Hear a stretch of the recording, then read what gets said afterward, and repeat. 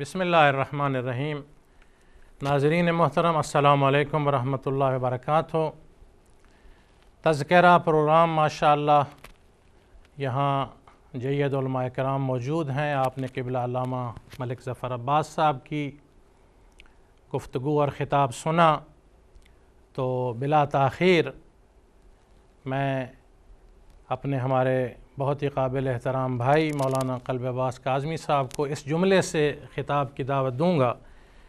کہ جب مومنین مومنات پوچھتے ہیں کہ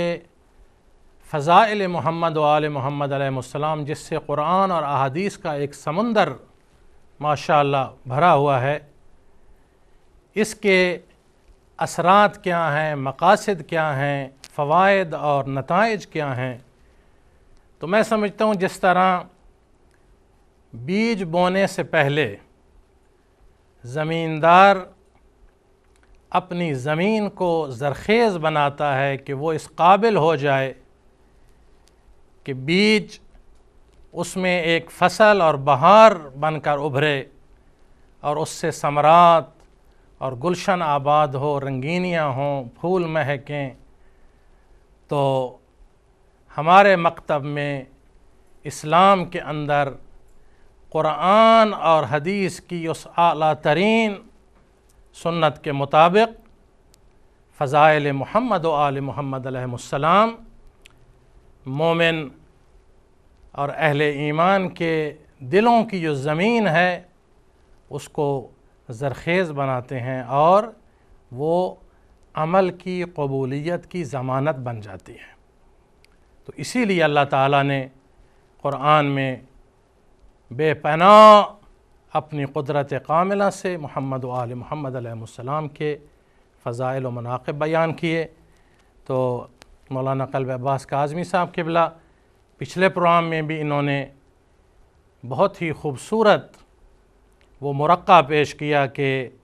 جس طرح ان کا سیرت اور کردار بے مثال ہے پیغمبر اسلام صلی اللہ علیہ وسلم کا، اسی طرح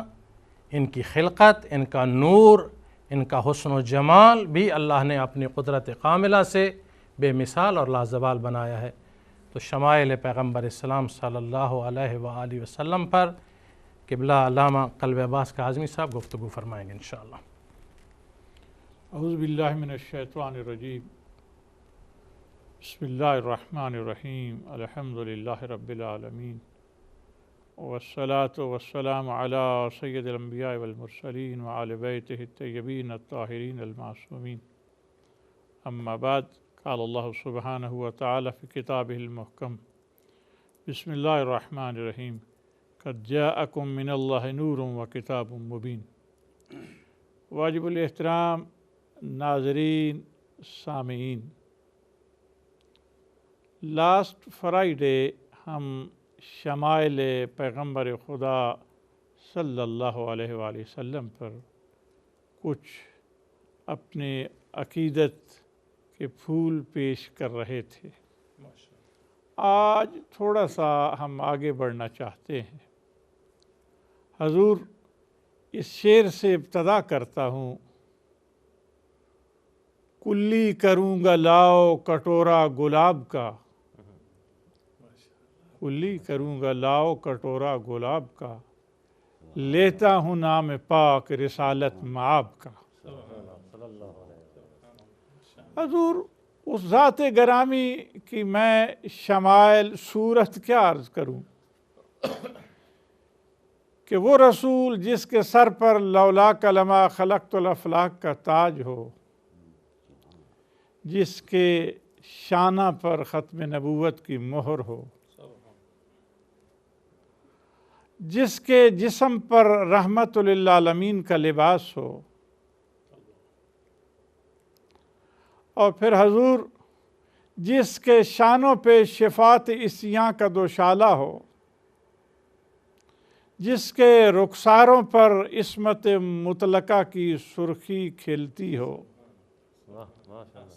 جس کی زبان وما ینطق عن الہوا کی لذت سے آشنا ہو، جس کے سینے میں وَعَلَّمَكَ مَا لَمْ تَكُنْ تَعْلَمْ کے سراج منیر کی ضیاء باری ہو، جس کے نطق میں علمہ البیان کی بے پناہ قوت ہو، جس کے ید تسخیر میں سخر لکم الشمس والقمر کا زور ہو، جس کی ساعت عمل میں سراج منیر کی روشنی ہو، جس کی روح پرور آواز میں مبشر و نذیرہ کے دل کا سر بھرے ہوئے ہوں، جس کے گیسو ہو فضل و کمال، مشاہدہ قدرت نے ہزار ہاں برس تک سوارے ہوں، توحید کی شمیم جاں پرور سے جس کا ہر تار نفس معطر ہو، نبوت جس کے سر کا تاج ہو، ختم نبوت جس کی دستار فضیلت کا تورا امتیاز ہو، حوریں جس کی خدمت گزاری کی منتیں مانیں، اور ملک جس کی آستاں بوسی کو فخر جانے، سراج منیر جس کی بزم عرفاں کا روشن چراغ ہو، اور خلق عظیم جس کی محفل قدسی کا روح پرور ایاغ ہو، جس کا ہر عمل عمل رحماں ہو، اور جس کا ہر قول قول قرآن ہو۔ حضور اس کے بارے میں کیا کچھ کہہ سکتا ہوں، اور پھر شمائل بھی میں کیسے بیاں کر سکتا ہوں۔ ہم نے تو وہ باتیں سنی ہیں، مگر ہاں جس دروازے سے وابستہ ہیں ان کی زبان سے کچھ جملے ہوئے کلمے آپ کی خدمت میں عرض کر رہا ہوں۔ انہی سے پوچھتے ہیں کہ مولا پیغمبر کا جسم اطہر کیسا تھا، ان کی صفات اور کیفیات کیسی تھی۔ تو حضور اس میں پھر میں یہاں آگے بڑھنا چاہتا ہوں۔ حضرت امام حسن علیہ السلام کا قول ہے، فرماتے ہیں کہ حضور کا چہرہ انور مستدیر اور گول تھا۔ اب حضور اس پر آپ اندازہ فرمائیں کہ چہرے کا مستدیر اور گول ہونا یہ بہت بڑی حسن کی علامت ہے کہ انسان جیسے ہی اس کو دیکھتا ہے تو وہ حضور اس کی طرف بڑھتا چلا جاتا ہے۔ اس لیے کہا گیا کہ حضرت یوسف علیہ السلام کو حسن عظیم تھا، یقیناً قرآن مجید اس کی تعریف کر رہا ہے، مگر نہیں فرماتے ہیں کہ ہاں حسن یوسف عظیم تھا، مگر ملاحت پیغمبر میں زیادہ تھی صلی اللہ علیہ وآلہ وسلم کی ذات گرامی میں۔ اور امام حسن علیہ السلام فرماتے ہیں کہ رسول خدا کی ریش مبارک گھنی تھی۔ اللہ اکبر۔ حضرت علی علیہ السلام ارشاد فرماتے ہیں کہ حضور کی ریش مبارک عظیم اور مقدار میں بڑی معلوم ہوتی تھی، یعنی عظیم تھی مگر اتنی عظیم نہیں، لیکن دیکھنے سے وہ عظیم معلوم ہوتی تھی۔ اور منہ مبارک، اللہ اکبر اللہ اکبر، حضور منہ مبارک بھی اس خاندان سے پوچھو کہ جن کے ہاتھوں میں رسول کی زلفیں ہوتی تھیں۔ عید کا دن تھا، امام حسن علیہ السلام ایک شانہ پیغمبر پر بیٹھے ہیں اور دوسری دوش پر امام حسین علیہ السلام بیٹھے ہیں، اور اتنا شہزادوں نے کہہ دیا کہ اللہ کے رسول ہے نانا جان، دوسری سواریوں کی ڈوریں ہیں اور ہماری سوار کی کوئی ڈور نہیں ہے۔ تو پیغمبر نے اپنی زلفیں امام حسن علیہ السلام اور امام حسین علیہ السلام کے ہاتھ میں تھما دیں۔ حضور ان سے پوچھتے ہیں اللہ اللہ کہ پیغمبر خدا کے منہ مبارک کیسے تھے؟ امام حسن علیہ السلام فرماتے ہیں کہ حضور کے بال مبارک درمیانے اور گھنگرالے تھے، جب ان میں کنگھی کی جاتی تھی تو الگ الگ ہو جاتے تھے۔ حضرت برا بن عازم سے مروی ہے کہ گیسو مبارک عظیم تھے اور اپنی درازی اور طولانی کی وجہ سے کان مبارک کے ساتھ لگ جاتے تھے، اور حضور مانگ نکالتے تھے تو بالوں سے وہ الگ نظر آتے تھے۔ اب اس کے بعد تھوڑا سا آگے بڑھنا چاہتے ہیں کہ پیغمبر خدا صلی اللہ علیہ وآلہ وسلم کی گردن مبارک کیسی تھی؟ اللہ اللہ۔ ہم امام حسن علیہ السلام سے پوچھتے ہیں کہ اپنے نانا کی گردن مبارک کے بارے کچھ ارشاد فرمائیں۔ تو امام فرماتے ہیں حضور کی گردن مبارک طولانی اور درازی میں تماثیل اور صورت و مصدر میں گردن کی مانند تھی، اور اس میں چاندی کی مانند صفائی نظر آتی تھی اور سفیدی۔ حضور چاندی کی طرح گردن کا ہونا یہ حسن و جمال کی آخری حد ہے۔ اس کے بعد حضرت علی علیہ السلام فرماتے ہیں کہ روایت ہے عثمان بن عبد المالک سے کہ مجھے میرے ماموں نے حضرت علی علیہ السلام سے روایت کی ہے کہ وہ جنگ صفین میں حضرت علی کے ساتھ تھے۔ انہوں نے فرمایا کہ حضور کی گردن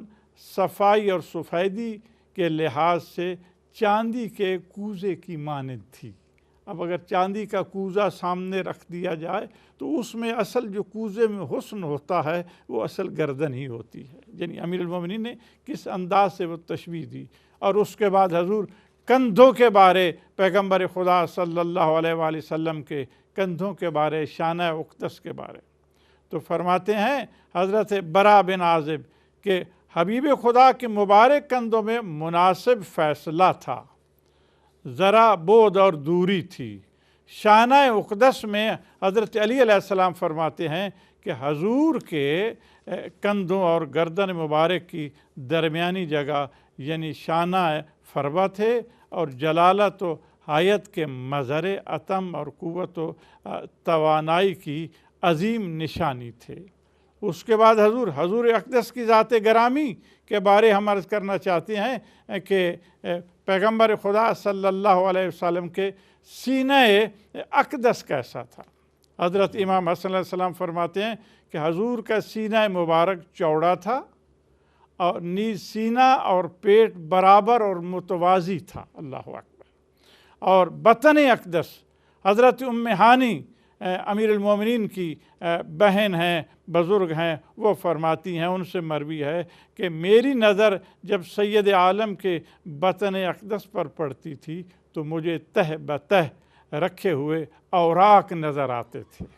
یعنی اس قسم کے وہ اوراق تھے جی جیسے کہ تہ بتے رکھے جاتے ہیں اور اس میں سفیدی ہی نظر آتی تھی۔ اللہ اکبر۔ اور حضرت ام معبد رضی اللہ عنہ سے مروی ہے کہ انہوں نے حضور کی تعریف و توصیف کرتے ہوئے فرمایا کہ پیٹ کی بڑھائی نہیں تھی، یعنی بڑا پیٹ نہیں تھا،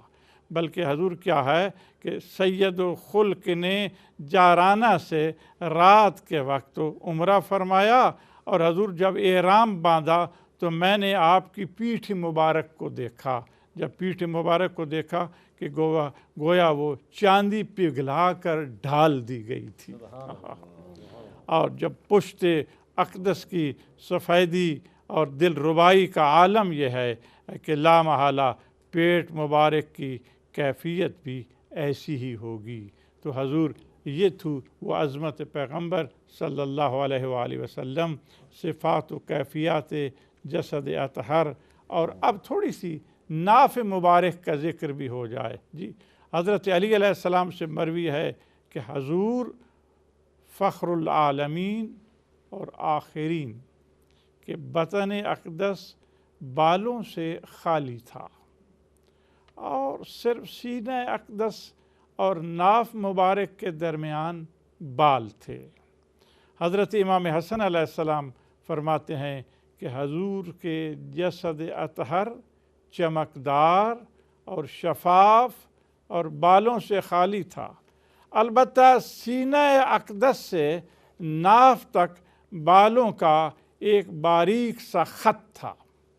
اب حضور انگلیاں مبارک پیغمبر خدا صلی اللہ علیہ وآلہ وسلم کی حضرت علی علیہ السلام فرماتے ہیں کہ حضور کی باکرامت انگلیاں ہتھیلیوں اور قدموں کی جانب سے موٹی اور طویل ہیں۔ حضور یہ چیز خوبصورتی کی علامت ہوتی ہے۔ کف دست اقدس حضرت علی علیہ السلام فرماتے ہیں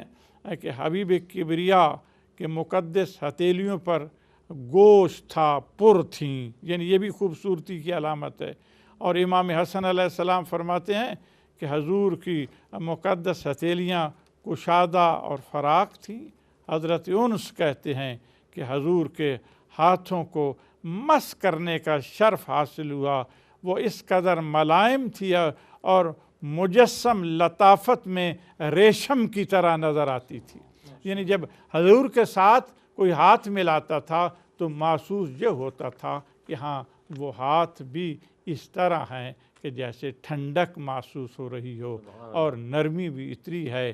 کہ جیسے کہ انسان ریشم کو چھو رہا ہو۔ بے حضور جو خود رحمت للعالمین ہو اور حضور جو جس کی شفاعت کی پوری دنیا محتاج ہو، ارے اس کے ہاتھ ٹھنڈے نہیں ہوں گے تو کیا ہوگے حضور؟ اس کے بعد وہ ہاتھ ریشم کی مانند نہیں ہوں گے تو کیسے ہوں گے؟ تھوڑی سی بات کو آگے بڑھاتے ہوئے بات کو تمام کرتا ہوں حضور۔ حضرت ماریہ رضی اللہ فرماتی ہیں کہ دست اقدس پر بیعت کا شرف حاصل کیا، میں نے اتنا ملائم کسی ریشم کو بھی نہیں پایا جتنا کہ اس محبوب کریم کے دست اقدس ملائم تھے۔ اور اس کے بعد حضور فرماتی ہیں کہ حضور وادی بطحا میں ایک بطور نیزہ بطور سطرہ آپ کے سامنے گاڑا گیا، ایک نیزہ، آپ نے اس کی طرف منہ کر کے نماز ادا فرمائی۔ نماز سے فارغ ہونے کے بعد اصحابہ کرام آپ کا دست اقدس پکڑ کر اپنے چہروں پر ملنے لگے، تو میں بھی حاضر خدمت ہوا اور دست اقدس کو پکڑ کر اپنے چہرے پر ملا، تو کیا محسوس کرتا ہوں کہ وہ برف سے زیادہ ٹھنڈا ہے اور کستوری سے زیادہ خوشبودار ہے۔ یعنی حضور جس گلی سے نکلتے تھے حضور وہاں خوشبو رسالت مہکتی تھی، اور حضور جس چیز کو ہاتھ لگاتے تھے، اگر اصحابہ کرام جو ہیں، بلکہ یہاں تک ملتا ہے کہ حضور جب وضو فرماتے تھے اللہ اکبر، تو حضور اقدس کی ذات گرامی کہ وہ جو قطرے وضو کے گرتے تھے اصحابہ کرام آگے بڑھ کر اٹھاتے تھے اور اس کو حضور اپنے منہ میں ڈالتے تھے اور اس کی وساطت سے شفا طلب کرتے تھے۔ تو یہ ہے حضور کا وہ مختصر سا تعارف، اسی پر میں اپنی بات کو تمام کرتا ہوں۔ خداوند کریم ہمیں حضور کے وسیلے اور صدقے سے ان کی شفاعت نصیب فرمائے۔ وما علینا الا البلاغ۔ ماشاءاللہ، سبحان اللہ۔ قبلہ علامہ ہمارے بھائی قلب عباس کاظمی صاحب ماشاءاللہ دیکھو دلوں کو گرما دیا، اور یہاں تھوڑے ماحول میں بڑی سنجیدگی ہوتی ہے جب مل بیٹھتے ہیں اور پتہ ہے بھی لوگ سب دیکھ رہے ہیں، تو فضائل کی برکت سے ماشاءاللہ فقط زبانیں نہیں بلکہ دل بھی مسکرانے لگے، اور الحمدللہ یہ فضائل کے اندر ایک برکت ہے اور اثر ہے۔ جس طرح میں نے پہلے عرض کیا کہ اگر زمین دل زرخیز کوئی کرنا چاہتا ہے تو وہ قرآن اور حدیث سے ان فضائل کو اپنی زبان پر بھی لائے اور دلوں کو بھی منور کرے۔ اور بعض لوگ سمجھتے ہیں کہ فقط یہ خوشی اور دل کو بہلانے اور منور کرنے نہیں، ہر فضیلت کے اندر ہمارے لیے درس بھی ہے، نصیحت بھی ہے، تبلیغ بھی ہے، اصلاح بھی ہے۔ اگر بصیرت والی آنکھیں ہوں اور آگہی والے دل ہوں تو ہر فضیلت سے ہم فیض حاصل کر سکتے ہیں، اپنی زندگیوں کو سنوار سکتے ہیں اور اصلاح احوال بھی ہو سکتی ہے۔ تو ابھی قبلہ علامہ ابوالعرفان عاشق حسین نقوی صاحب موجود ہیں ہمارے ساتھ ماشاءاللہ۔ پچھلے پروگرام میں بھی بہت خوبصورت گفتگو فرمائی، اور ابھی میں چاہوں گا کہ ان کی خدمت میں عرض کروں۔ انشاءاللہ تھوڑی دیر بعد علامہ عظمت عباس زہیری صاحب کی گفتگو کے بعد آپ بھی شامل ہوں گے، اور آپ کی آراء اور تجاویز کو بھی تذکرہ میں انشاءاللہ ہم شامل کریں گے، اور پروگرام اور خوبصورت انشاءاللہ سجے گا۔ بہت روح پرور ماحول ہے۔ دیکھیے پیغمبر اسلام صلی اللہ علیہ وآلہ وسلم کی زندگی، چونکہ وہ لباس عصمت سے مزین ہیں، اور جن کے بارے میں قرآن نے فرمایا کہ وَمَا يَنْتِقُ عَنِ الْهَوَىٰ إِنْ هُوَ إِلَّا وَحْيٌ يُوحَىٰ، یعنی ہر جملہ جو ان کی زبان سے نکلا وہ حجت ہے، حکمت اور علم پر مبنی ہے، اور ہمارے لیے ایک ضابطہ حیات ہے۔ بلکہ یہاں تک قرآن نے کہہ دیا کہ وَمَا تَشَاءُونَ إِلَّا أَن يَشَاءَ اللَّهُ، یعنی بولنا تو بعد میں، ان ہستیوں کی فکر، سوچ، تصورات اور تخیلات میں بھی کمال رضا الہی شامل ہے، یعنی اس کے بغیر کوئی سوچ نہیں، فکر نہیں۔ تو حضرت کی سیرت طیبہ اور زندگی میں جنگیں بھی ہیں اور صلح بھی ہے، اور یقیناً وہ ہمارے لیے مشعل راہ ہے کہ ہم اس سیرت کو دیکھیں۔ ظاہر ہے جو حکیم کائنات ہے اس کا دفاع کرنا اور ان کا جنگ کے لیے حکم کرنا وہ بھی عین حکمت ہے اور فریضہ ہے اور ضروری ہے اور اللہ کی منشا ہے، اور صلح کرنا وہ بھی منشاء الہی اور موقع کے مطابق ہے۔ حکمت یہی ہوتی ہے، اگر کوئی صلح کی جگہ جنگ کرے اور جنگ کی جگہ صلح کرے تو یقیناً یہ احمقانہ اقدام ہے اور اس کے بہت ہی اثرات منفی ہیں، جس طرح آپ دنیا میں دیکھ رہے ہیں۔ لیکن پیغمبر اسلام صلی اللہ علیہ وآلہ وسلم نے ایک حکیمانہ روش کے ساتھ موقع کے مطابق دفاع بھی کیا دشمن کی سازشوں کا، اور جہاں ضرورت تھی وہاں صلح بھی کی۔ ابوالعرفان علامہ عاشق حسین نقوی صاحب قبلہ، آپ اس پر گفتگو فرمائیے۔ اللہ تعالیٰ آپ کو سلامت رکھے انشاءاللہ۔ بسم اللہ الرحمن الرحیم، نحمدہ ونصلی علی رسولہ الکریم وآل بیتہ الذین اذھب اللہ عنہم الرجس وطہرہم تطہیرا۔ اللہم صلی علی اما بعد فقد قال اللہ الحکیم فی کتابہ الکریم، بسم اللہ الرحمن الرحیم،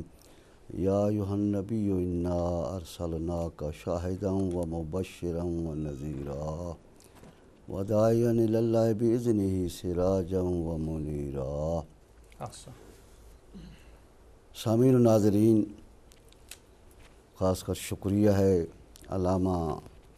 کاظمی صاحب کا کہ انہوں نے اس بہترین پروگرام میں اور خوبصورت پروگرام میں مجھے بھی موقع دیا کہ میں گفتگو کروں، اور اس دفعہ پریزنٹیشن کے فرائض وہ انجام دے رہے ہیں۔ الحمدللہ بہترین علماء اور بہترین ساتھیوں کی گفتگو آپ نے سماعت فرمائی، موضوع کے مطابق انہوں نے بہترین گفتگو اور احسن حدیث کے ذریعہ آپ تک ایک پیغام پہنچایا، اگر آپ اسے سمجھیں تو۔ ابھی جیسے کہ آپ نے کاظمی صاحب کی، علامہ سبطین کاظمی صاحب کی گفتگو ملاحظہ فرمائی، اور سوال ان کا کہ حضور صلی اللہ علیہ وآلہ وسلم کی زندگی میں جہاں جنگیں ہیں وہاں دوسری بھی زندگی میں حالات پائے جاتے ہیں۔ اگر ہم اس سب کا تجزیہ کرنا چاہیں یا اس پر تبصرہ کرنا چاہیں تو وہ اس کے لیے تو بہت وقت چاہیے، چونکہ حضور کی 13 سال کی زندگی جو مکی زندگی ہے اس میں آپ کو جنگ کم ہی نظر آئے گی۔ حضور پر ہر طرف سے مصائب کے پہاڑ ٹوٹ رہے تھے، لیکن ایسی حکمت عملی، چونکہ حکیم نے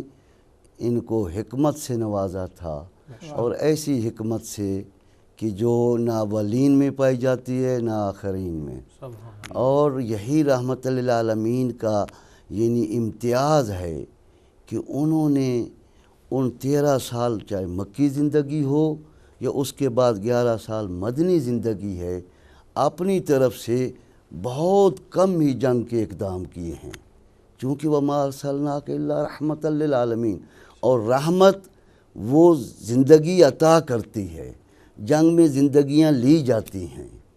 اور رحمت زندگی لیتی نہیں ہے، اس میں خیر ہی خیر ہوتی ہے، برکت ہی برکت ہوتی ہے، اور یہی عظمت ہے رحمت للعالمین کی کہ آپ اندازہ کیجئے 13 سال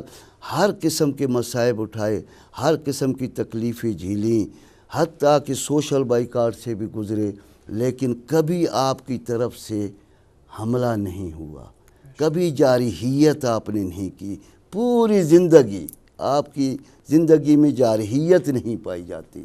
سب سے بڑی بات عفو درگزر انتہائی درجے کا، اور وہ اسی لیے ہے کہ کبھی یعنی جو حملہ آور بھی ہوتے تھے ان کے مقابلے میں بھی آپ نے ایسے ایسے اصول عطا کیے جو پہلے جس سے دنیا متعارف نہیں تھی، انسان متعارف نہیں تھا، نہیں جانتا تھا۔ اس کے بعد جب مدنی زندگی کا دور شروع ہوتا ہے ہجرت کے بعد حضرت کی، تو اس میں آپ پر جنگیں مسلط کی گئیں، زیادہ تر جنگیں جو ہیں دشمن کی طرف سے مسلط کی گئیں، اور وہ دشمن وہی جس کو قرآن پاک میں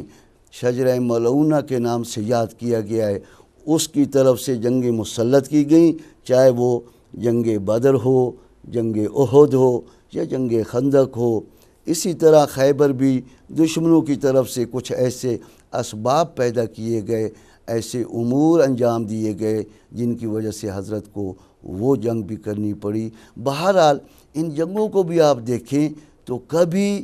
حضرت نے اپنی طرف سے کسی پر ظلم و زیادتی نہیں کی، ہمیشہ کوشش کی ہے کہ کلمہ اللہ ہی العلیٰ، اللہ کا کلمہ بلند رہے اور صرف لا الہ الا اللہ بلند رہے، اور اس کے لیے ہی لوگوں تک پیغام رسانی انجام دی جائے، اور لوگوں کو کسی قسم کا چاہے وہ دشمن یا کافری کیوں نہ ہو اس کو ایذا نہ دی جائے۔ اور یہ رحمت للعالمین اگر آپ حضرت کی زندگی کو تقسیم کریں، یعنی دیکھیں آپ ازدواجی زندگی ان کی دیکھیں، کم از کم 25 سال جو پہلی آپ کی ازدواجی زندگی ہے جناب خدیجۃ الکبریٰ کے ساتھ، ایک اتنی عظیم مستور عربستان کی جو جاہلیت کے دور میں سیدہ طاہرہ کہلاتی تھی، ان کے ساتھ اپنے جوانی کے بہترین ایام گزارنے کے باوجود کبھی حضرت سیدہ خدیجہ کی طرف سے کبھی کوئی شکایت نہیں آئی۔ یعنی کامل و اکمل اگر زندگی یا کامل و اکمل زندگی ایسی جس میں ازدواجی زندگی میں مکمل طور پر جو اگر دیکھنا چاہتے ہیں تو وہ آپ کو رحمت للعالمین کی زندگی ملے گی، اور اس کے بعد اگر کوئی ایسا جوڑا ہے تو وہ جناب رسول خدا کے ٹکڑا سیدہ فاطمہ زہرا یا جناب علی ابن ابی طالب کی ایسی زندگی ہے جن میں وہ امور پائے جاتے ہیں، جن میں ایسی زندگی پائی جاتی ہے کہ جس میں کوئی گھریلو طرف سے کوئی شکایت نہیں ہے، یعنی اتنی پائیدار زندگی تھی۔ اور اسی طرح آپ جنگ دیکھ لیجئے، اتنی بڑی بڑی جنگیں آپ پر مسلط کی گئیں، آپ کی طرف سے کوئی زیادتی نہیں کی گئی، اور اس میں بھی جہاں پہ دوسروں نے ظلم کیا اور بہت حتیٰ کہ آپ خود بھی زخمی ہوئے، دندان مبارک شہید ہوئے، لیکن آپ میں وہ غیظ و غضب اور جلال کبھی نہیں دیکھا گیا۔ اتنے رحیم اور اتنے کریم تھے رحمت للعالمین کہ کبھی جو ہے اپنی سواری کو بھی کبھی جو ہے چانٹا وغیرہ نہیں مارا، کبھی کسی چیز سے ایذا نہیں دی، بلکہ احکام دیے کہ اگر مجبوراً خدا نہ خواستہ آپ کو کسی حیوان کو کام جب اس سے لے رہے ہو تو اس کو بھی اگر مارنا پڑے تو منہ پر مت مارنا، کیونکہ یہ منہ جو ہیں یہ اللہ کی تسبیح کرتے ہیں۔ ایسا بہترین نظام یعنی رحمت للعالمین نے، اسی لیے تو اللہ تبارک و تعالی نے بھی کہ لَقَدْ كَانَ لَكُمْ فِي رَسُولِ اللَّهِ أُسْوَةٌ حَسَنَةٌ،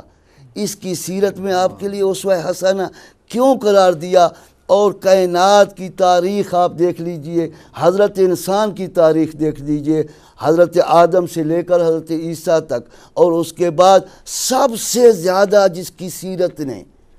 جس کے امور نے، جس کی لائی ہوئی کتاب نے، جس کے اپنے تکلم نے جتنا دنیا کی انسانوں کی سیرت کو متاثر کیا تو وہ صرف رحمت للعالمین کی سیرت ہے۔ وہ کوئی اتنی سیرت ایسی نہیں ہے کہ جس نے اتنا متاثر کیا ہو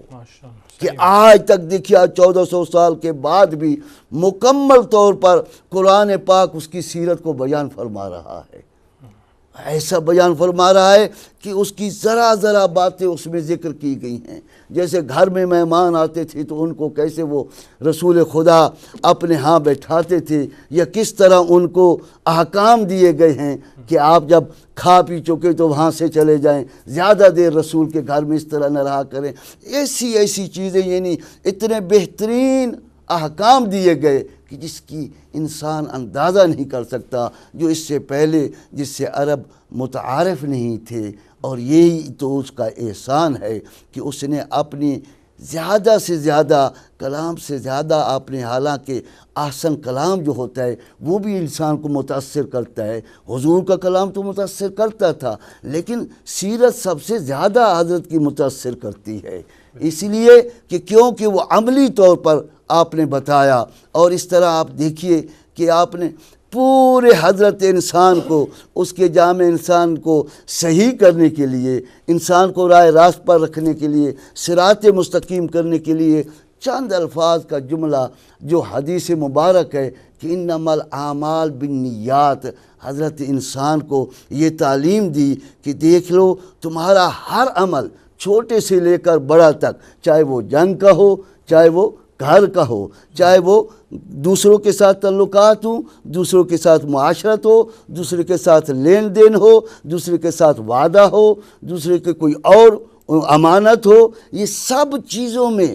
یعنی آپ نے کہا کہ یہ ہر چیز جو ہے آپ کے یہ تمام اعمال جو ہیں آپ کی نیت پر انحصار ہے ان کا، اور یہ اتنا جامع اور معنی کلمہ ہے حضرت کا فرمایا ہوا، جس میں حکمت ہی حکمت بھری ہوئی ہے کہ اگر انسان اس پر توجہ کرے اور اس کی خوبیاں دیکھنا چاہے، گننا چاہے، تو وہ تھک جائے گا شمار کرنے سے، لیکن وہ نہیں کر سکے گا۔ اتنے مختصر کلام میں حضرت نے یعنی سمندر کو کوزے میں بھر کے رکھ دیا کہ اور انسان کی 63 سالہ زندگی ہو یا 100 سالہ بھی زندگی ہو تو اس کے اچھے اور برے اعمال اس کی نیت پر انحصار کرتے ہیں۔ ماشاءاللہ۔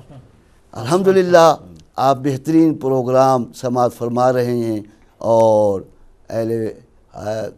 ہدایت ٹی وی سے اور یہ بہترین نشریات آپ تک پہنچائی جا رہی ہیں۔ میں اسی کے ساتھ آپ کا شکریہ ادا کرتا ہوں۔ انشاءاللہ العزیز پھر موقع ملا تو انشاءاللہ حاضر ہوں۔ وما علینا الا البلاغ۔ ماشاءاللہ ناظرین محترم، آپ ساتھ ہیں، ملاحظہ فرما رہے ہیں قبلہ ابوالعرفان علامہ عاشق حسین نقوی صاحب نے بہت ہی عمدہ گفتگو فرمائی۔ ظاہر ہے کسی کی اپنی رائے نہیں ہے، سب ہی قرآن اور احادیث اور مستند اور معتبر جو ہم تک پہنچا ہے اور کامل و اکمل ہے، ہم آپ سے شیئر کر رہے ہیں۔ اور میں سمجھتا ہوں پوری کائنات کی دولت اور زر و جواہر اگر ایک پلڑے میں رکھ دیں اور آقا کا ایک قول دوسرے پلڑے پہ ہو تو یقیناً وہ اس سے بھاری اور وزنی اور زیادہ قیمتی ہے، جس سے انسان کو تزکیہ نفس ملے، جس سے اخلاق سنوریں، جس سے معاشرے پرامن ہوں۔ اگرچہ بدقسمتی سے ماحول اور ہے، میں اس پہ آخر میں ایک جملہ کہوں گا، لیکن جیسے قبلہ نے فرمایا کہ پیغمبر اسلام صلی اللہ علیہ وآلہ وسلم نے ہیومن رائٹس، انسانی حقوق کے وہ اعلیٰ ترین نمونے پیش کیے کہ اگر لوگ اس پر عمل پیرا ہوں تو دنیا بھی جنت ہے اور آخرت میں بھی وہ جنت کے حقدار ہوں گے، اور حتیٰ حیوانات کے حقوق اور ان کی پاسداری اور ان کا خیال کے لیے بھی ہمیں اپنے سیرت اور کردار سے بتایا کہ انسان تو اشرف المخلوقات ہے اور بہت اس کے حقوق اور عزت و عظمت ہے، حیوان بھی ہیں تو ایک انسان کو اللہ نے عقل سلیم عطا کیا ہے، اس کا بھی کیسے خیال رکھنا ہے، وہ بھی مخلوق خدا ہے۔ تو ماشاءاللہ ابھی چلتے ہیں علامہ عظمت عباس زہیری صاحب، ماشاءاللہ بہت ہی روح پرور پروگرام ہے، آپ بھی ساتھ ہیں۔ قبلہ کی گفتگو کے بعد ایک چھوٹی سی بریک ہوگی اور اس کے بعد انشاءاللہ آپ بھی شامل ہوں گے اس کے ساتھ، اور یہ بھی عرض ہے کہ یہ پروگرام انشاءاللہ ہم سب مل کر نیک نیتی، سنجیدگی، ذمہ داری اور شائستگی کے ساتھ جو ہم نے وعدہ کیا ہے اس کو انشاءاللہ ریگولر اور ہمیشہ جاری و ساری رہے گا، آپ کی دعاؤں کے ساتھ۔ اللہ تعالی ہمیں بھی توفیق عطا فرمائے۔ علامہ عباس زہیری صاحب، میں اس حوالے سے عرض کرنا چاہوں گا، جیسے قرآن مقدس میں بھی پیغمبر اسلام صلی اللہ علیہ وآلہ وسلم کی بعثت کا جو مقصد ہے آشکار بیان ہوا. ظاہر ہے یہ انوار عرش الہی پر ابو البشر حضرت آدم علیہ السلام سے بھی کئی ہزاروں لاکھ سال پہلے تسبیح و تقدیس کر رہے تھے، لیکن یہاں اللہ نے بھیجا ہماری نجات کے لیے، بخشش کے لیے، ہدایت کے لیے، تاکہ ہم معراج انسانیت پر فائز ہوں. اور قرآن نے بیان کر دیا کہ هو الذی بعث فی الامیین رسولا منہم یتلو علیہم آیاتہ ویزکیہم ویعلمہم الکتاب والحکمہ. تزکیہ نفس، حکمت، تقوی الہی، خوف خدا دلانا، ہمیں اخلاق سے سنوارنا. تو میں چاہوں گا کہ اس سیرت پر آپ گفتگو فرمائیں، اور ناظرین مستفید ہونا چاہتے ہیں کہ ہم زیادہ سے زیادہ حضرت کی زندگی اور سیرت اور اقوال سے مستفید اور منور ہو سکیں انشاءاللہ. شکریہ جی. اعوذ باللہ من الشیطان الرجیم. بسم اللہ الرحمن الرحیم. الحمدللہ رب العالمین بارئ الخلائق اجمعین، ثم الصلاۃ والسلام علی اشرف الانبیاء والمرسلین وعلی اہل بیتہ الطیبین الطاہرین المعصومین. معزز ناظرین، جیسا کہ آپ متوجہ ہیں کہ ہمارا یہ پروگرام تذکرہ ماہ مبارک ربیع الاول میں اس کا آغاز ہوا، اور یقیناً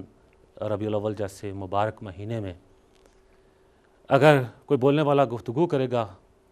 یا کوئی پروگرام کرے گا تو کیسے ممکن ہے کہ ان تمام باتوں کا، سوچوں کا رخ اس عظیم ہستی کی طرف نہ ہو کہ جس ہستی کی وجہ سے یہ ربیع الاول واقعاً ربیع بن گیا، بہار بن گیا انسانیت کے لیے، اسلام کے لیے، مستضعفین جہاں کے لیے. خداوند منان کے بہت احسانات ہیں اپنی مخلوق پر، بالخصوص تمام مخلوقات میں سے مخلوق جو حضرت انسان کہلاتی ہے. خود خدا کا انسان کو عدم سے وجود بخشنا، اور پھر وجود بھی کیسا کہ تمام موجودات میں اسے اشرف قرار دینا، اور پھر انسان بنا کر اس کی اس دنیا میں زندگی گزارنے کے لیے تمام تر مناسب ماحول فراہم کرنا،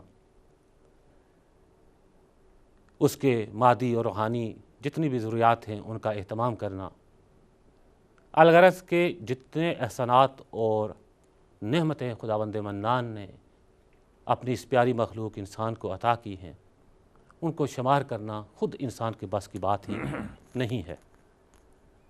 اگرچہ خداوند منان نے اپنی لارائب کتاب قرآن مجید میں مختلف جگہوں پر مختلف صورتوں میں بعض نعمتوں کا تذکرہ کیا ہے، لیکن کہیں بھی نعمتوں کا تذکرہ کر کے کسی نعمت کے دینے اور عطا کرنے کے حوالے سے احسان نہیں جتایا. لیکن ایک ایسی نعمت ہے کہ جس کا تذکرہ کیا تو خداوند منان نے پسند فرمایا کہ اس نعمت کی اہمیت ان کے دلوں میں اجاگر ہو جائے، لہٰذا اس نعمت کے حوالے سے احسان بھی جتلایا. ارشاد باری تعالیٰ ہے لَقَدْ مَنَّ اللَّهُ عَلَى الْمُؤْمِنِينَ اِذْ بَعَثَ فِيهِمْ رَسُولًا مِنْ أَنفُسِهِمْ يَتْلُو عَلَيْهِمْ آيَاتِهِ وَيُزَكِّيهِمْ وَيُعَلِّمُهُمُ الْكِتَابَ وَالْحِكْمَةَ. بتحقیق اللہ تعالیٰ نے مومنین پر احسان کیا کہ ان میں سے ایک رسول کو ان کی طرف بھیجا، مبعوث فرمایا. تو لہٰذا ربیع الاول جیسا نورانی مہینہ اور ہماری یہ سعادت کہ خدا نے ہمیں اسی اپنے رسول کی امت ہمیں قرار دیا، وہ رسول یقیناً ناظرین محترم اگر ہم اسی ایک نعمت کی اہمیت کو محسوس کریں کہ جو ہم پیغمبر اکرم حبیب خدا کی امت کے ایک فرد ہونے کے اعتبار سے ہمیں جو اعزاز ملا ہے، تو شاید ہماری زندگی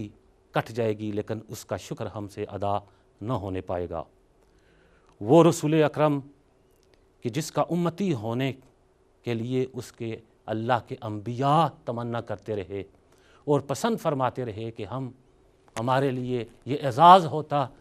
کہیں بڑھ کر اعزاز ہوتا کہ ہم اللہ کے نبی ہونے کی بجائے اس اللہ کے حبیب کے امتی ہوتے۔ تو لہٰذا اس ماہ مبارک ربیع الاول میں خداوند منان نے ہمیں یہ سانسیں عطا کی، ہمیں خدا کا شکر بجا لانا چاہیے اس نعمت عظمیٰ پر کہ خداوند منان نے جو ہمیں عطا فرمائی۔ اور یہ ماہ مبارک ربیع الاول تمام اپنی بہاروں نورانیت کے ساتھ ہم سے رخصت ہوا چاہتا ہے۔ خداوند منان اپنے اس حبیب کے صدقے ہمارے گناہوں سے درگزر فرمائے، اور بالخصوص جو امت اسلامی کو اس وقت مسائل درپیش ہیں، اللہ تعالیٰ اپنے خصوصی لطف و کرم سے امت محمدی کو ان مسائل سے نجات عطا فرمائے۔ پیغمبر اکرم صلی اللہ علیہ وآلہ وسلم کی ذات بابرکات کی زندگی حیات طیبہ کے مختلف پہلو ہیں، مختلف گوشے ہیں کہ واقعاً جس طرف سے بھی جہاں کر آپ دیکھو گے تو نور ہی نور نظر آئے گا۔ یہ سراج منیر ہے کہ جس کے چاروں طرف نور بکھرا ہوا ہے، اور اس حوالے سے علماء کرام نے اس نورانی محفل میں گفتگو فرمائی۔ آپ کے اخلاق حسنہ، آپ کے شمائل مبارک اور آپ کے فرامین احادیث مبارکہ کا تذکرہ ہوا۔ میں یہاں پر صرف اتنا عرض کروں گا علماء کی موجودگی میں یہ جسارت کرتے ہوئے کہ پیغمبر اکرم صلی اللہ علیہ وآلہ وسلم کی وہ عظیم ذات ہے کہ جب آپ کی ظاہری حیات طیبہ دنیا محسوس کر رہی تھی تو اس وقت آپ کے ماننے والوں ہی نہیں بلکہ آپ کے دشمنوں نے بھی آپ کے فضائل کا اعتراف کیا اور آپ کو صادق اور امین کہہ کر پکارا۔ وہ شب ہجرت جس وقت آپ کے دشمن آپ کی جان لینے کو درپے تھے، لیکن اس وقت بھی حضرت کے پاس انہی دشمنوں کی امانات موجود تھیں۔ یہ امانت داری اور صداقت یہ دو عام وہ خصوصیات ہیں کہ جس کی بنیاد پر کسی شخصیت کو اعتبار ملتا ہے۔ اگر کسی کے پاس صداقت نہ ہو تو جو کچھ بھی ہو وہ شخصیت کبھی بھی کسی معاشرے میں معتبر نہیں ہو سکتی۔ حضرت صلی اللہ علیہ وآلہ وسلم نے اپنے ان اخلاق حسنہ کے ذریعے مختصر سے وقت میں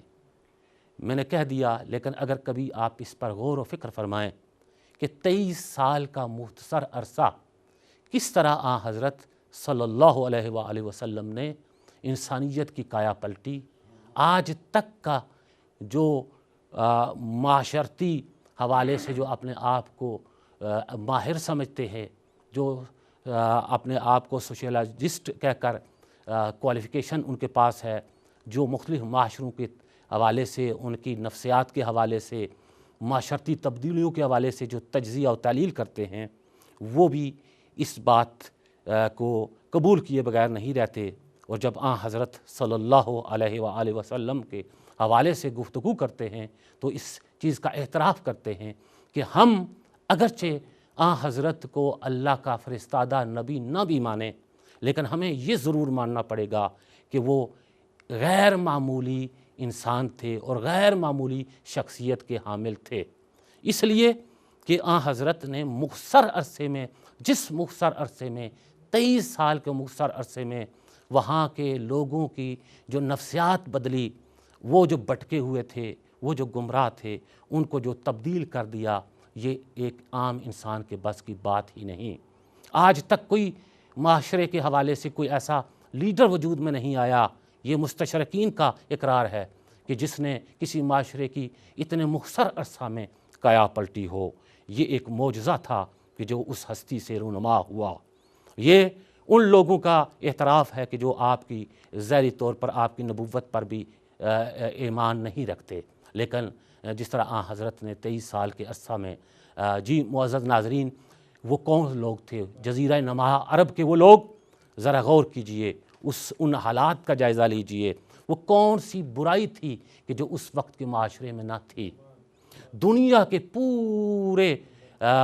گوش و کنار میں سے تاریک ترین خطہ تھا وہ، جہاں پر اللہ تعالیٰ نے اپنے اس سراج منیر کی روشنی کو اس سراج منیر کو روشن کیا، اور جس کی روشنی سے تاریک روحیں روشن ہوگی۔ وہ لوگ کہ جو تہذیب و تمدن سے ناآشنا تھے، وہ لوگ کہ جو معمولی باتوں پر جھگڑتے تھے اور کئی سال آپس میں لڑتے رہتے تھے،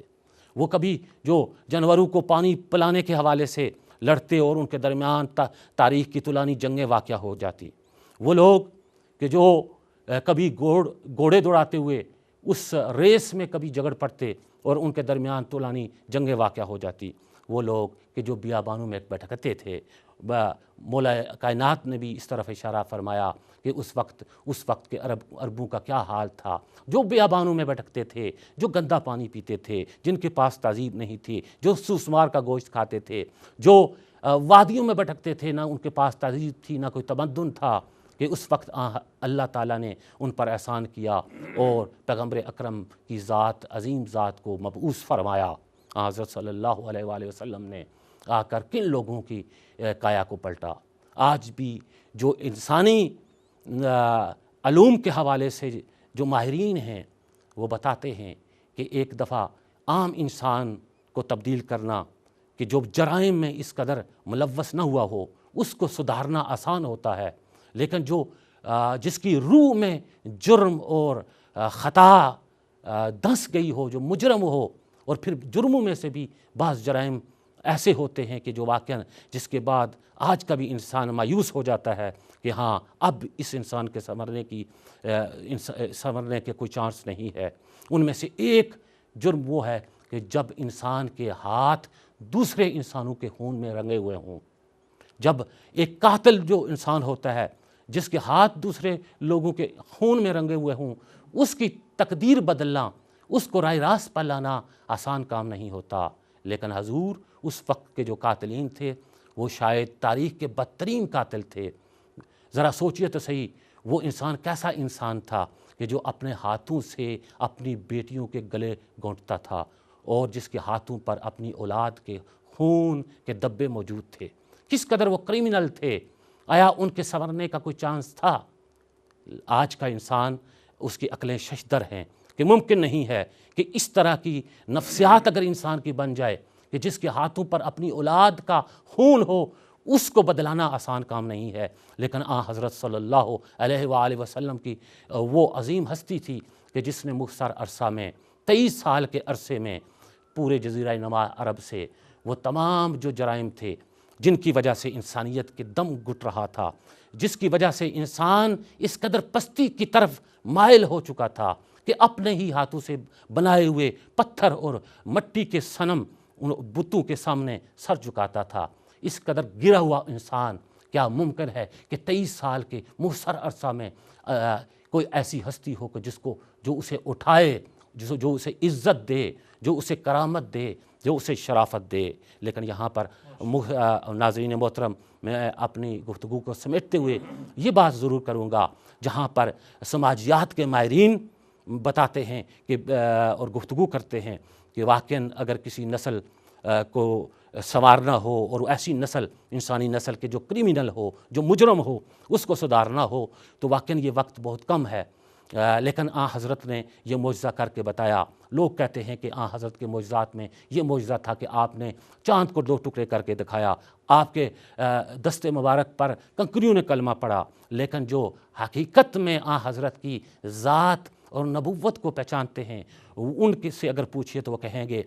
حضرت کا سب سے بڑا معجزہ یہ تھا کہ اس وقت کے بدھوں کے درمیان، اس وقت کے ان سیولائز لوگوں کے درمیان رہ کر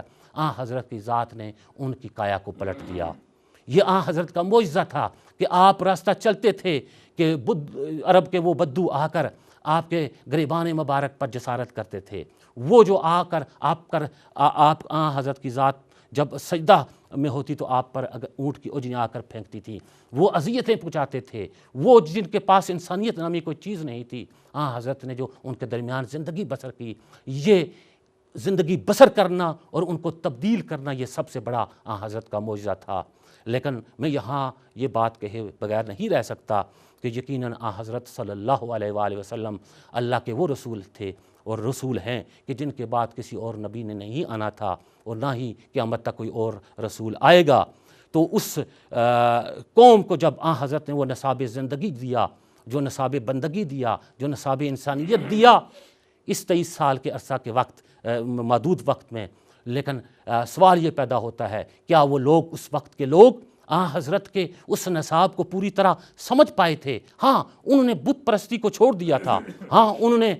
بہت سارے آداب سیکھ لیے تھے۔ کیا وہ دین جو قیامت تک نہ تبدیل ہونے والا دین تھا جو حضرت لے کر آئے تھے، کیا اس سب کو سمجھ لیا تھا؟ تو جو اسلام کو سمجھتا ہے، اسلام کے ذوق سے آشنا ہے، تو وہ یہ جان جائے گا حضرت صلی اللہ علیہ وآلہ وسلم کی وہ عظیم نصیحت اور وہ عظیم وصیت کہ جو آپ نے اپنی امت کو فرمائی اور بتا دیا کہ ہاں میں نے تمہیں بت پرستی سے دور کر دیا، میں نے تمہیں اسلام کے دائرے میں تمہیں لے کر آیا ہوں، لیکن ابھی تمہیں تربیت کی ضرورت ہے، تم نے اسلام کو سمجھنا ہے، تم اسلام کے دائرے میں تو داخل ہو گئے ہو لیکن اسلام کو پوری طرح تم نے سمجھنا ہے۔ تو حضرت نے فرمایا کہ میں اس کا بھی بندوبست کر کے جاؤں گا اس دنیا سے، میں تمہارے درمیان وہ نصاب زندگی بھی چھوڑ جاؤں گا، اور اس نصاب زندگی کو تعلیم دینے والے اور بیان کرنے والے بھی چھوڑ جاؤں گا۔ چنانچہ حضرت نے فرمایا انی تارک فیکم الثقلین کتاب اللہ و اطرتی اہل بیتی ما ان تمسکتم بہما لن تضلوا ابدا، کہ میں تمہارے درمیان قرآن اور اپنی اطرت پاک جو معلمین قرآن ہیں، جو مبین قرآن ہیں، وہ چھوڑ کے جا رہا ہوں۔ اگر تم میرے بعد ان دونوں کے ساتھ متمسک رہے تو ہرگز گمراہ نہیں ہوگے، حتیٰ اور یہ بھی آپس میں سے جدا نہیں ہوں گے، حتیٰ یرد علی الحوض، یہاں تک کہ حوض کوثر پر پھر میرے پاس بھی تم انہیں دیکھو گے کہ آپس میں ہیں اور ملے ہوئے ہیں۔ خداوند منان ہمیں یہ توفیق عنایت فرمائے کہ ہاں ہم حضرت صلی اللہ علیہ وآلہ وسلم کی ذات اقدس کی وہ جو برکات ہیں، اور ان برکات میں سے جو بالخصوص قرآن مجید ہے اور حضرت کی جو آل اطرت طاہرہ ہے، ان کے ساتھ ہم تمسک رکھنے میں کامیاب ہو سکیں اور ان کی نورانیت سے اپنی تاریک روحوں کو منور کر سکیں۔ اسی کے ساتھ میں اجازت چاہوں گا۔ والسلام علیکم ورحمۃ اللہ وبرکاتہ۔ ماشاء اللہ قبلہ، احسنتم آقا۔ علامہ عظمت عباس ظہیری صاحب ماشاء اللہ بہت سیر حاصل گفتگو کی، اور یقیناً ایک میسج ہے سب کے لیے، ہم سب کے لیے، اور اس کا خلاصہ بہت خوبصورت ہے کہ سب سے بڑا معجزہ اور سب سے بڑی جو رحمت و برکت کا ثمر ہے کہ ایسے جاہلیت کے زمانے میں لوگوں کو اخلاق سکھانا، کلمہ پڑھانا، توحید کا درس دینا، اور پھر مشرقین مکہ بھی بول اٹھیں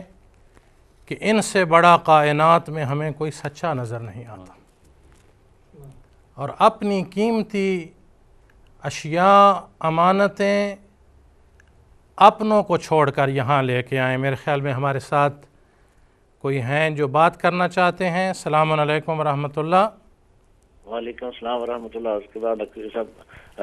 غازی صاحب مقصود سے سیدھا کر رہا ہوں واٹفورڈ سے۔ جی جی بسم اللہ مقصود سید صاحب۔ ایک مقولہ ہے کہ ایک عالم دوسرے عالم کی تقریر نہیں سنتا، اور وہ آج اس نے ثابت کر دیا ہے کہ کتنے علماء دوسرے کی بات کو کتنے انہماک اور توجہ سے سنتے تھے،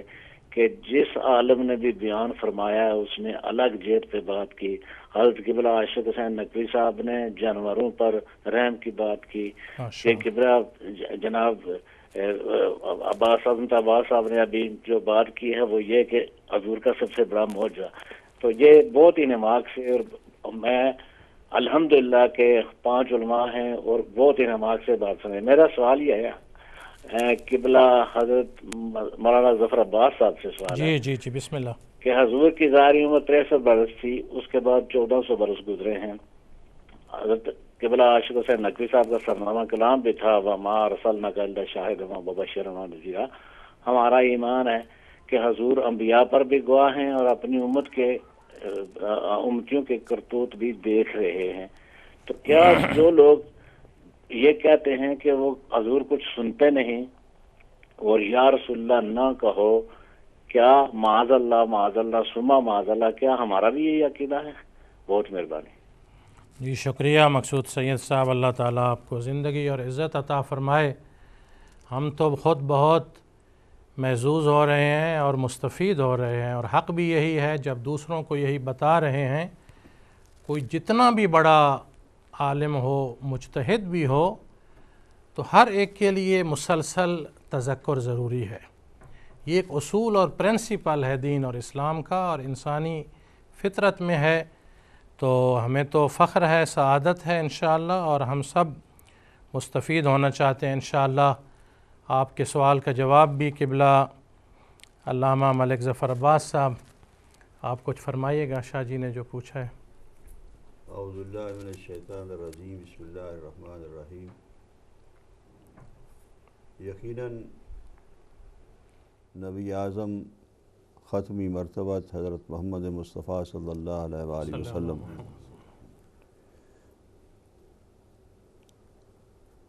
کے فضائل میں سے جو اللہ سبحانہ وتعالیٰ نے ارشاد فرمائے ہیں، جیسا کہ آیت کو کوٹ بھی کیا گیا اور شاہ صاحب نے بھی کوٹ فرمایا کہ شاہدن و مبشرہ، شاہد ہونے کے اعتبار سے وہ قیامت تک اپنی امت کے تمام اعمال کے شاہد بھی ہیں، اور ان اعمال کو وہ ہمیشہ اپنی نظر میں رکھتے ہیں۔ ہمارا عقیدہ جو ہے مسلمہ جو ہے وہ یہ ہے، جس پر تفصیل سے جو ہے وہ گفتگو ہونا ضروری ہے۔ البتہ میں اپنے پروگرام میں جو منڈے کو کر رہا ہوں، اس پروگرام میں اس مسئلے پر ایک سیر حاصل بحث کروں گا جب وقت آئے گا، اور اس موقع پر اتنا عرض کر دینا ضروری ہے کہ ہمارا عقیدہ ہے کہ رسول اکرم ہمارے اعمال کے شاہد ہیں، اور قیامت کے دن تمام امتوں کے نبی بلکہ ہمارے امام بھی ہمارے اعمال پر شاہد ہیں۔ وہ نبی اعظم کے جو نمائندے ہیں اور اس وقت موجود ہیں، امام زمانہ عجل اللہ فرجہ، وہ ہمارے اعمال کے اس وقت جو ہیں وہ نگران ہیں۔ ہمارے اعمال نامے جو ہیں وہ ہمیشہ ان تک پہنچتے ہیں، اور امام علیہ السلام ان اعمال کو ملاحظہ فرماتے ہیں، اور جو نیک لوگ ہوتے ہیں اور جو عبادت گزار ہوتے ہیں ان کے اعمال سے خوش ہوتے ہیں، اور جو ان کی امت سے اور ان کے شیعوں سے گناہگار ہوتے ہیں ان کے اعمال ناموں پر وہ ایک قسم کا غم ظاہر کرتے ہیں۔ تو یقیناً ہمارا یہ عقیدہ ہے، اور اس عقیدے سے ہٹ کر جو ہے وہ ہم کسی دوسرے اس عقیدے کو نہیں فالو کرتے کہ جس میں نبی اکرم کے ساتھ جو ہے وہ یہ چیز نہیں ہے کہ وہ شاہد بھی ہوں اور ہمارے اعمال کے نامے کو جو ہے وہ صحیح طریقے سے نہ دیکھ سکتے ہوں۔ یعنی وہ تو دوسرے لوگ ایسے بھی ہیں کہ جو یعنی زندگی میں بھی جو ہے وہ نبی اکرم کو حاضر نہیں مانتے تھے۔ البتہ ہمارے عقائد ایسے نہیں ہیں، اور انشاءاللہ اس کی تفصیل آپ کو عرض کی جائے گی۔ ماشاءاللہ۔ ناظرین محترم، قرآن مقدس جو لا ریب کتاب الہی ہے اور پوری امت کے لیے ایک دلیل کامل ہے، اس میں عقیدہ، ایمان، احکام، تمام چیزیں آشکار اور واضح بیان کی گئی ہیں، اور یہ اللہ کا کلام ہے۔ قبلہ محترم نے اسی نص قرآن سے جو بہت ہی واضح ہے، اس میں کوئی ابہام نہیں ہے، یقین کامل کہ پیغمبر اسلام صلی اللہ علیہ وآلہ وسلم اور ان کی ذریت چہاردہ معصومین علیہم الصلاۃ والسلام اور اسی طرح انبیاء علیہم السلام وہ زندہ ہیں، بلکہ ان کی زندگی پر کیا یہ کائنات کا نظام اگر چل رہا ہے اور اگر ہماری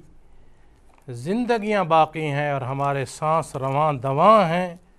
تو یہ بھی اللہ تعالیٰ نے انہی کے صدقے میں نظام کو قائم کیا، بلکہ اس راستے پر جو جان دے دے اللہ تعالیٰ نے ان کو بھی شہید اور زندہ بل احیاء ولکن لا تشعرون۔ تو یہ بات اٹل ہے اور حقیقت ہے، اور یہ لوگ فتنہ گر اور فساد پھیلانے والے ہیں اور گمراہ ہیں کہ جن کے صدقے میں اللہ نے اس نظام کائنات کو بنایا اور جنہوں نے ہمیں دین حق اور پیغام حق ہم تک پہنچایا اور ہمیں انسانیت کے لباس سے مزین کیا، ان کے بارے میں نعوذ باللہ من ذالک ایسے پراپوگنڈے اور گمراہ، اصل میں یہ ایک بہت بڑی گہری سازش ہے اس شان کو گھٹانے کے لیے، اس کے اور مقاصد ہیں، اور ایسے لوگ جو ہیں وہ یقیناً امت کو تقسیم کر رہے ہیں اور فتنہ انگیزی کر رہے ہیں۔ تمام شہداء جو سرائے حق میں ہیں وہ بھی زندہ اور تابندہ ہیں اور کردار بھی ان کا زندہ ہے ان کی۔ جی ہمارے ساتھ کوئی کالر ہیں؟ جی زین، جی فرمائیے۔ السلام علیکم ورحمۃ اللہ وبرکاتہ قبلہ صاحب۔ جی بسم اللہ، علیکم السلام۔ کون ہمارے بھائی، کہاں سے؟ اجازت حسین کربلائی عرض کر رہا ہوں۔ تمام علماء کی خدمت میں بہت بہت سلام، اور روحانی محفل ہے، اس میں آپ کی خدمت میں سلام کر کے انتہائی خوشی محسوس ہو رہی ہے۔ یہ محفل جو سجی ہوئی ہے، یہ صدقہ پنجتن پاک کا، یہ سجی رہے، اور یہ علماء دین کا کلام جو ہم سن رہے ہیں ہمیں ہمیشہ ایسے سننے کو ملے تاکہ ہماری عاقبت سمجھ جائے اور ہمارا جو آخری جو آخرت میں ہم جائیں تو ہم سرخرو ہو کر جائیں۔ اللہ تعالیٰ آپ سب کو سلامت رکھے اور یہ ہدایت ٹی وی سلامت رہے محمد و آل محمد کے صدقہ میں۔ تو قبلہ زبان آپ کی خدمت میں ایک عرض خدمت ہے۔ ابھی قبلہ عظمت عباس صاحب نے بھی وہ بات کہی ہے اور اس پر ہی میری یہ گزارش ہے کہ آپ ہمیں اس سے مستفید فرمائیں کہ ارشاد خدا بندی ہے بسم اللہ الرحمن الرحیم، وما اتاکم الرسول فخذوہ وما نہاکم عنہ فانتہوا، کہ جو تم اللہ کا پیغمبر تمہیں دے وہ لے لو، جہاں سے روکے وہاں سے رک جاؤ، کیونکہ پیغمبر خدا کی نسبت سے یہ پروگرام ہے۔ تو اللہ کے پیغمبر نے ہمیں بہت زیادہ ہماری نصیحت کی، واضح ان کی فرمان ہے۔ تو انہوں نے کہا کہ میں تمہارے درمیان دو گران قدر چیزیں چھوڑ کے جا رہا ہوں، ایک اللہ کی کتاب اور ایک میری اطرت، تو ان کے ساتھ تمسک کرنا۔ تو قبلہ صاحب میرا گزارش یہ ہے کہ ہمیں بتائیں کہ کیا اللہ کے پیغمبر کا یہ فرمان اس کو ماننا چاہیے یا کہ یہ کہہ دینا چاہیے کہ حسبنا کتاب اللہ، ہمیں اللہ کی کتاب کافی ہے؟ تو اس پر روشنی ڈال کر ہماری توفیقات میں اضافہ فرمائیں۔ اللہم صلی علی محمد و آل محمد وعجل فرجهم۔ ماشاء اللہ کربلائی صاحب، آپ نے بہت اچھے جذبات کا اظہار بھی کیا اور دعاؤں سے نوازا۔ انشاءاللہ ہدایت ٹی وی بھی ہمیشہ یہاں سے سلسلہ ہدایت جاری رہے گا، اور ہم سب اور آپ سب مل کر اس پیغام حق کو آگے بڑھائیں گے اور فتح حق کی ہوگی، اس میں کوئی شک نہیں۔ ہر زمانے میں یہ مسائل اور مشکلات اور باطل کے پراپوگنڈے آئے، لیکن حق جو ہے انشاءاللہ اسی کو فتح ہے اور اسی نے زندہ رہنا ہے، اور پیغام حق ہمیشہ جاری رہے گا۔ اور اس میں تو ہمارے جتنے بھی مسلمان بھائی ہیں انہوں نے اس حدیث کو کوٹ بھی کیا ہے مختلف انداز میں، لیکن اس کا خلاصہ یہی ہے کہ پیغمبر اسلام صلی اللہ علیہ وآلہ وسلم نے پوری امت کی ہدایت کے لیے اور قیامت تک کے لیے قرآن اور وارثان قرآن جو اہل بیت علیہم السلام ہیں، جو علم لدنی کے مالک ہیں اور جنہیں اللہ نے عصمت کے لباس سے مزین فرمایا اور ہمارے لیے ان کو ہادی برحق قرار دیا۔ اور یہی وجہ ہے کہ اگر لوگ اس فرمان پر عمل کر لیتے اور صحیح راستے کو اختیار کرتے تو نہ یہ تفرقہ ہوتا، نہ یہ مشکلات ہوتیں، نہ امت کی یہ جو حالات ہیں اب تر آپ دیکھ رہے ہیں تفریق و انتشار، کیونکہ جب انسان اصولوں کو چھوڑ دے اور راہ حق سے ہٹ جائے، اور کیونکہ قرآن میں بھی ہے کہ لقد کان لکم فی رسول اللہ اسوۃ حسنہ۔ جی بسم اللہ، کون ہے ہمارے ساتھ؟ السلام علیکم ورحمۃ اللہ۔ جی میں خادم حسین عرض کر رہا ہوں مانچسٹر سے۔ جی بسم اللہ خادم حسین صاحب، آپ خیریت سے ہیں؟ الحمدللہ، آپ کی محفل میں نے کہا میں بھی ہدیتاً اور میرے بہت ہی محسن اور جن کے ساتھ میں نے بڑا اچھا وقت گزارا، ماشاءاللہ، علامہ عاشق حسین نقوی صاحب۔ جی جی ممکن ہے کہ میں نام بھی صحیح نہ پروناؤنس کر سکا ہوں، لیکن ان کی محبت اور ان کی شفقت میرے ساتھ ہے۔ ان کے لیے میں نے سلام کے لیے کیا اور کچھ گزارشات پیش کرنا چاہتا ہوں اگر اجازت ہو تو۔ ہاں بس ٹائم بہت کم رہ گیا ہے، لیکن بہرحال آپ باعث برکت ہے، اگر کوئی ایک جملہ آپ فرما دیں تو ہم اس پروگرام کو پھر آپ پر ختم کریں۔ دیکھیں، قرآن مجید فرقان حمید میں خلاق علم رب متعال نے جناب نوح علیہ السلام کو سلام سے یاد کیا ہے، جی جی بے اور شک، جناب یحییٰ علیہ السلام کو سورہ مریم میں سلام سے یاد کیا ہے کہ ان کی ولادت پر ان کو سلام بھیجا ہے، اور اس سورہ مریم میں جناب حضرت عیسیٰ علیہ السلام کی ولادت پر سلام بھیجا ہے، اور اسی طرح حضور نبی کریم صلی اللہ علیہ وسلم کے لیے سورہ اذان میں ان اللہ و ملائکتہ کی آیت کو نازل کیا ہے۔ تو یہ انبیاء کی حیات کی ثبوت دیتے ہیں اور ان کے میلاد کو ثابت کرتے ہیں۔ جزاکم اللہ خیرا جزا۔ جی جی، خداوند متعال آپ کی توفیقات میں اضافہ فرمائے اور سلامت رکھے۔ چونکہ وقت کم ہے، بعد میں بھی پروگرام شروع ہونا ہے، میں فقط ایک جملے میں قبلہ آپ سے یہ عرض کروں گا کہ جتنی یہ گفتگو ہوئی، کتنی اعلیٰ سیرت ہے جس میں حیوان کے حقوق، انسان کی عظمت، اخلاق، کسی کے دل کو ٹھیس تک نہ پہنچائیں، دل آزاری نہ ہو، غیبت نہ ہو، گلہ نہ ہو، یہ تو ہے اعلیٰ سیرت اور کردار کے نمونے۔ لیکن آج جو ہم دیکھ رہے ہیں اور ہمارے غیر بھی دیکھ رہے ہیں کہ اس امت کا ایک وہ گروہ اور طبقہ بھی ہے جو اہل ایمان کے سینوں کو چیر کر جگر اپنے منہ میں چبا رہے ہیں، لوگوں کو ذبح کیا جا رہا ہے، گھروں کو جلایا جا رہا ہے۔ کل بھی آپ نے ملاحظہ کیا یا آج کراچی میں ایک سید زادہ اولاد رسول میں سے ایک پروفیسر اور قیمتی، ہمارے جو ملک کے قیمتی ترین ذہن اور جو ملک کو سنوارنے والے لوگ ہیں، ان کو شہید کیا جا رہا ہے۔ تو کہاں یہ لوگ ہیں اور کیسے مسلمان کہلانے کے یہ حقدار ہیں جو تمام مسلمانوں پر ظلم ڈھا رہے ہیں، فتنہ انگیزی کر رہے ہیں؟ کون ہیں لوگ؟ یہ وہی ہیں جو اولئک کالانعام بل ہم اضل۔ اس پر میں چند جملے قبلہ آپ اگر فرما دیجئے، موجودہ حالات پر لوگ بھی اس کو سننا چاہتے ہیں، تو پھر ہم پروگرام کو ختم کریں گے انشاءاللہ۔ یقیناً ایک افسوسناک بات ہے کہ نبی اکرم صلی اللہ علیہ وآلہ وسلم کے ماننے والے اور ان ماننے والوں میں کچھ لوگ ایسے پیدا ہو جائیں کہ جو صرف خونی زبان بولنا جانتے ہوں اور اس کے علاوہ ان کے اندر عقل و شرافت و حکمت کی بات جو ہے وہ ان کے اندر نہ ہو، نہ وہ سننا چاہتے ہوں اور نہ ہی وہ بول سکتے ہوں۔ یہ بدقسمتی ہے مسلمانوں کی کہ ان کے اندر، ان کی صفوں میں ایسے لوگ پیدا ہو گئے، اور ان لوگوں نے اس وقت جو اسلام کا ایک نقشہ دنیا کے سامنے پیش کیا ہے، وہ نقشہ انتہائی غیر مہذب قسم کا نقشہ ہے۔ وہ درندے، جن درندوں کو جن طاقتوں نے پال رکھا ہے،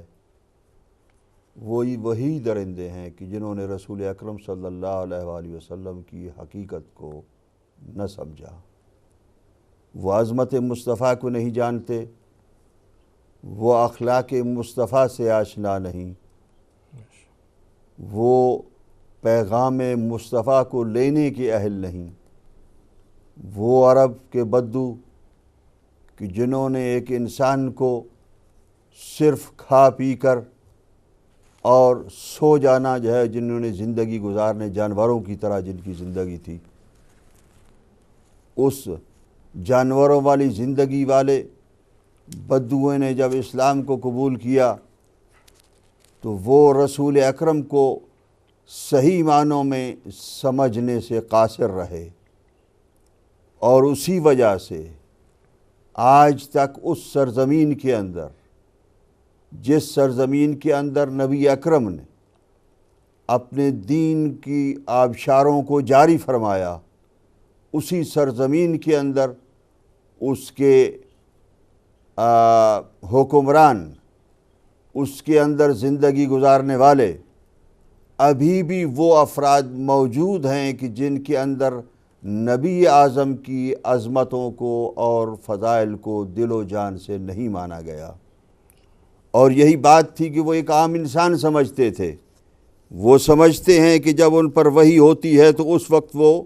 صرف نبی ہوتے ہیں، جب وحی نہیں ہوتی ہے تو اس وقت وہ ہم جیسا انسان ہوتا ہے۔ وہ سمجھتے ہیں کہ نبی ہمارے جیسا بشر ہے، وہ سمجھتے ہیں کہ ہم میں اور ان میں کوئی فرق نہیں ہے۔ یعنی جنہوں نے نبی کی عظمت کو نہیں سمجھا وہی ان لوگوں کی سرپرستی فرما رہے ہیں، اور ان کے آگے وہی لوگ جنہوں نے ان کو تربیت کیا اپنے مقاصد کے حصول کے لیے، آج تک وہ جو عرب کی سرزمین سے لے کر یہ پاکستان کے کونے کونے تک جو جنگ ہو رہی ہے وہ پرانی جنگ ہے، وہ جنگ ایک عرصے سے چل رہی ہے، اور اس عرصے سے وہ خون سرور کائنات کی امت میں چند لوگوں کا بہایا جا رہا ہے۔ اگر وہ لوگ باطل پر ہیں تو ان لوگوں کو خوش ہونا چاہیے کہ وہ باطل پر ہیں، اور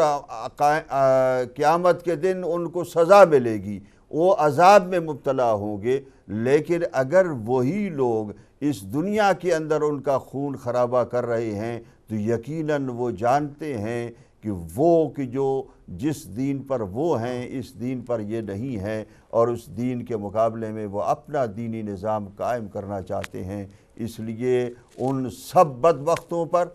کہ جن بدبختوں نے اس دین کے اندر یہ خرابی پیدا کی، جنہوں نے یہ خون ریزی کی ابتدا کی، جنہوں نے اس خون ریزی کو آج سے 1400 سال پہلے بنو امیہ اور بنو عباس کے ذریعے سے، حکمرانوں کے ذریعے سے پھیلایا، اور آج بھی وہ خون ریزی جاری ہے، ان سب بدبختوں کی ہدایت کے لیے دعا کر سکتے ہیں۔ اور ہم الحمدللہ اپنی قوم کو سرخ روح ہوتا ہوا دیکھ رہے ہیں کہ جو رسول اعظم اور ان کی اہل بیت اطہار سے متمسک رہ کر اور قرآن مقدس سے متمسک رہ کر اپنی زندگی اور اپنی آخرت کو کامیابی سے ہم کنار فرما رہے ہیں۔ ماشاءاللہ، احسنتم قبلہ۔ علامہ ملک ظفر عباس صاحب نے جو موجودہ حالات ہیں اس پر بھی گفتگو فرمائی۔ وقت مکمل ہوا چاہتا ہے۔ میں سمجھتا ہوں کہ اس 2 گھنٹے کے پروگرام میں تمام پہلوؤں پر تمام ہمارے مہمانان گرامی اور جید علماء کرام نے بھرپور انداز میں علمی گفتگو کی، فکری، نظریاتی، روحانی، قومی، تنظیمی، ہر لحاظ سے، اور انشاءاللہ اسی طریقے سے یہ سلسلہ جاری رہے گا۔ ہمارے دلوں کی ہر دھڑکن، ہر سانس سے دعا ہے اپنے قوم، مذہب، ملت اور اس تمام مشن کے لیے، شہداء کے لیے، زخمیوں کے لیے، یتیموں کے لیے، اپنے مرحومین کے لیے، اس یقین کے ساتھ کہ خدا کی لاٹھی بے آواز ہے۔ آپ نے دیکھا تاریخ میں بھی اور آپ کی نگاہوں نے بھی دیکھا کہ جو ظالم اور جابر استعماری قوتیں تھیں اور جنہوں نے ظلم اور جبر کیا اور یزیدی کردار اپنایا، وہ پہلے بھی ذلیل و رسوا ہوئے، نیست و نابود ہوئے اور تاریخ الابد میں لعنت بن گئے، اور آج بھی یہ واصل جہنم ہو رہے ہیں، ہوں گے، ناکام ہوں گے، ان کی سازشیں ناکام ہوں گی، یہ رسوا ہوں گے اور یہ بھی واصل جہنم اور تاریخ الابد میں لعنت بنیں گے۔ اللہ تعالیٰ سے بھی دعا ہے اور مولا سے بھی ہمیں مدد کی پکار ہے۔ ہم امن چاہتے ہیں، سلامتی چاہتے ہیں، اسلام کی سربلندی چاہتے ہیں اور تمام لوگوں کے عقائد کا احترام کرتے ہیں۔ وحدت اور یکجہتی کے ساتھ ہم ایک پائیدار اور پرامن زندگی گزارنا چاہتے ہیں۔ خداوند متعال ہمارے تمام علماء کرام قبلہ علامہ ظفر عباس ملک صاحب، قبلہ علامہ عاشق حسین نقوی صاحب، قبلہ علامہ قلب عباس کاظمی صاحب، قبلہ علامہ عظمت عباس زہیری صاحب، اللہ تعالیٰ ان کے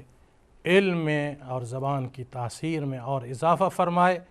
ہمارے بزرگ ہیں، بھائی ہیں، اور انشاءاللہ یہ پروگرام مل کر اسی طرح ہم چلائیں گے۔ اپنی دعاؤں میں یاد رکھیے گا۔ میں تمام ناظرین کی خدمت میں، علماء کی خدمت میں عرض کروں گا جو ہمارے مرحومین ہیں اور شہداء ہیں، ہم اس پروگرام کو ایک تمام سے التماس کریں کہ اپنے شہید پروفیسر ابھی جو کراچی میں شہید ہوئے ہیں، کوئٹہ، پارا چنار سے لے کر کراچی تک، اور تمام دنیا کے شہداء کے لیے ایک سورہ فاتحہ۔ بسم اللہ الرحمن الرحیم، الحمدللہ رب العالمین، الرحمن الرحیم، مالک یوم الدین، ایاک نعبد و ایاک نستعین، اہدنا الصراط المستقیم، صراط الذین انعمت علیہم غیر المغضوب علیہم ولا الضالین۔ انشاءاللہ زندگی رہی تو اگلے جمعہ کو 6 بجے دوبارہ پروگرام تذکرہ میں حاضر ہوں گے۔ اپنی دعاؤں میں یاد رکھیے گا۔ والسلام علیکم ورحمۃ اللہ وبرکاتہ۔